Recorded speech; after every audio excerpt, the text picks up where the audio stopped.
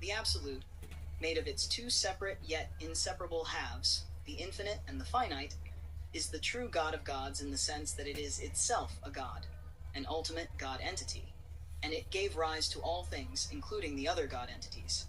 It is the substance that makes up universes. It is stardust. It is matter and antimatter.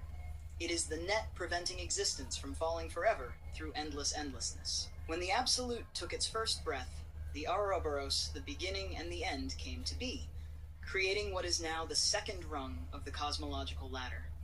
It functions more as the God of gods than the Absolute does, not because it is greater, but because it is visible to the other gods in a way the Absolute is not and cannot be.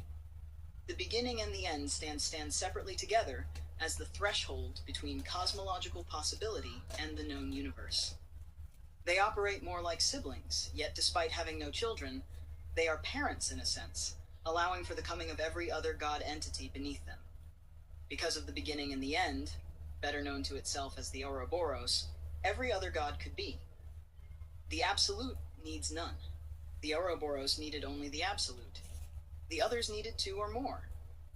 The Ouroboros, the beginning and the end, is the universe, not in the way the Absolute is the fabric of existence, but in the sense that it is the boundary of what is observable, possible, and contained within itself.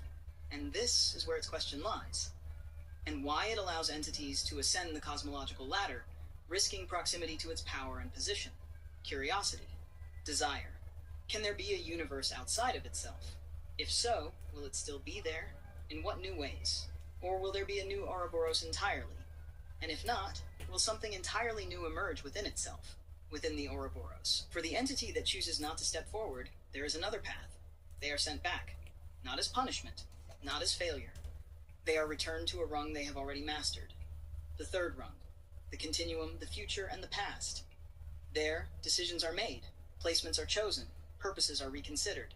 The Ouroboros permits entities to stand so near to itself, so close in power and status, because it sees in them a possibility, a chance to expand itself. If another universe can be formed, then the Ouroboros may obtain the only thing that truly defies both the beginning and the end, newness. Not newness as mortals understand it, not novelty, not surprise, but the kind of newness that only something which has been the beginning and end of all things could ever recognize. A newness beyond itself. If you are an ascending entity who has managed to reach the second to last rung of the cosmological ladder, and, as with many ladders, the second rung is the last one you can truly stand upon, you will come to a fork in the road.